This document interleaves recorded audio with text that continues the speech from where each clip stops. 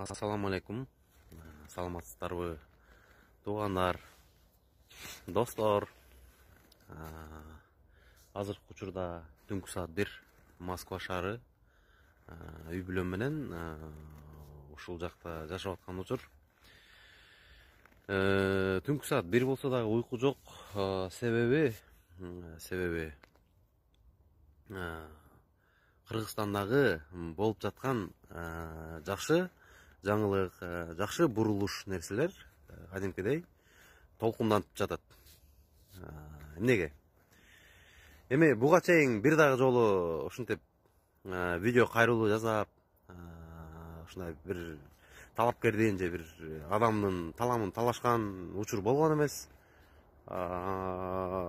Садыр Нуркожоевич Жапаров тууралуу буга чейин да 1-2 видео кайрылуу жасап, таламын талашкам. Эми анын себептерин айта кетсем, биринчиден Садыр Нуркожоевич Жапаровго симпатиям качан пайда болду?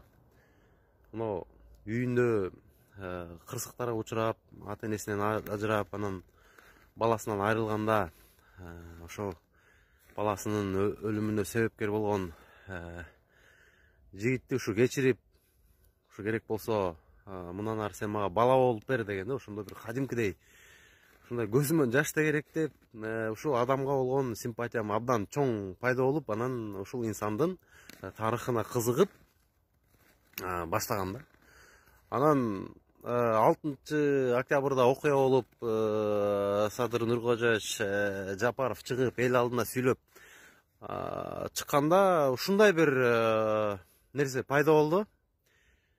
Үмүт демекчи, бул кадимкидей бир табышмактуу, сырдуу нерселер. Себеп дегенде, мына Октябрь революциясында каза тапкан баланын аты Үмүт. Не себептен ушунча ысымдардын арасынан ушу жалгыз ушу Үмүт аттуу ушу жигитибиз каза болуп атат. Бул да бир суроо, бул да бир жөн жерден эмес да. Андан сырткары Темир Бирназаров агайыбыз буга чейин белгисиз маршрут деген тарткан. Аягында Үмүт аттуу каарман ошол туңгуюкка туш келген, адашып кеткен маршрутту колуна бир факел кармап алып туруп, ошол маршрутту тумандан алып чыгып жакшы жакка алып жөнөйт да. Эми максатына жеткирет да. Ошолдой эле мен Садыр Нуркожоевич Жапаровду ошол тасмадагы Үмүттүн каарманы катары көргүм келет жана ишенем.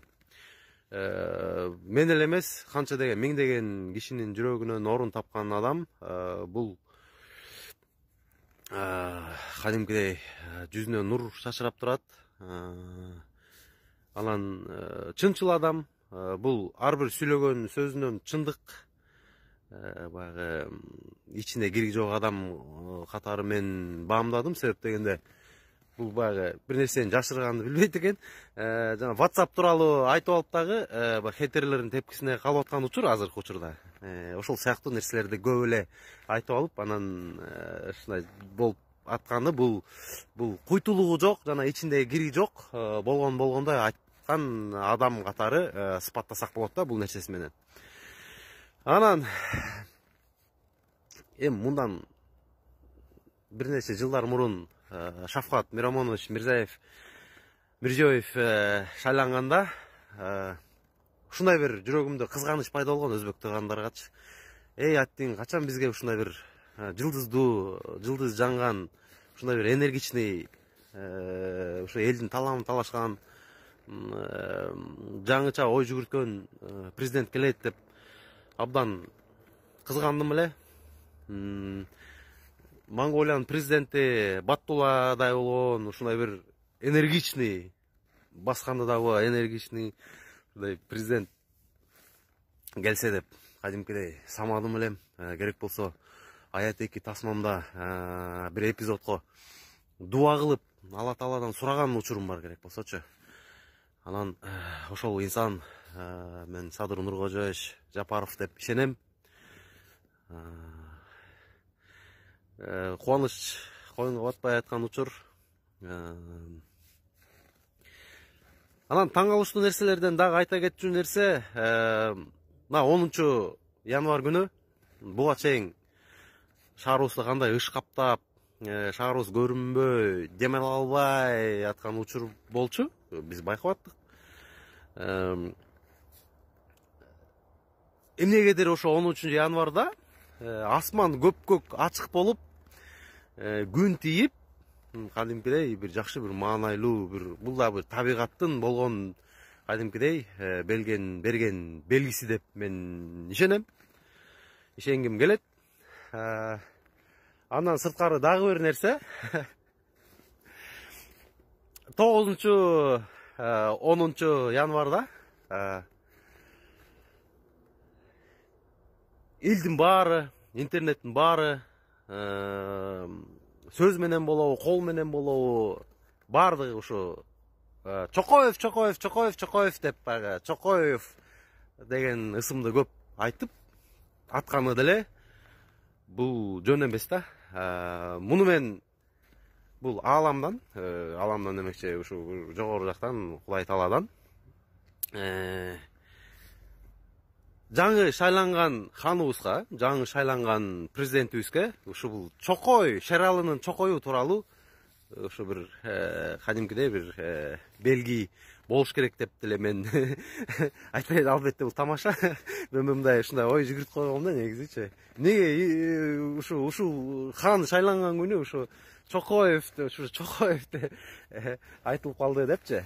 Албетте курал тарынбастыр. Анан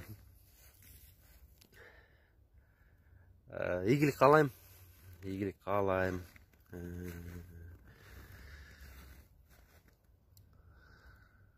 Дагы айта кетчү жагдай, ошо биз Москвада мына ушундай райондордо жашап, үй бүлөбүз менен бардыгы сонун. Бирок биз эмне үчүн элибизде, жерибизде ушундай бир жагдайлар болуп атса, биз ушундай жыргап, ушул чет жерде жыргап, өзүбүздү ойлоп жүрүп алышыбыз керек. Таланттуу адамдар, мен ушу Кыргызстанда чыгып кетип жаткан таланттуу Мирбек Атабековго, ошондой эле Эрмек Нурбаевга, ошондой чыгып кетем деп жаткандарга кайрылат элем. Көрдүк, бардыгы жакшы болгон күнү менен негизинен жүрөк Кыргызстан деп ыйлап туруп алат экен. Мунун баарын мен, как говорится, не понаслышке знаю. Кыргызстанды сагынып, баары сонун болсо да, кайра биз элибизге, жерибизге кеткибиз келип атат, жана кетебиз жакында. Барып, өз билген, өз сүйгөн кесибибиз менен, өнөрүбүз менен мамлекетке, элибизге, жерибизге салым кошобуз. Ошол менен биз республикабызды, өлкөбүздү өнүктүрөбүз. Жана силерди да ошондеп чакырып кетмекчимин. Ар ким өз ишин билсе, өз ишин мыкты аткарса, баары сонун болот. Биз ошол менен жаңы шайланган Садыр Нуркожоевич Жапаровго жардам беребиз. Ошондой эле өзүбүз да бактылуу болобуз. Анан баардыгы сонун болот. Баардыгыңарга ийгилик. Мындан ары колдон келишинче саясатты сүйлөгөнгө аракет кылайын. Бирок билбейм.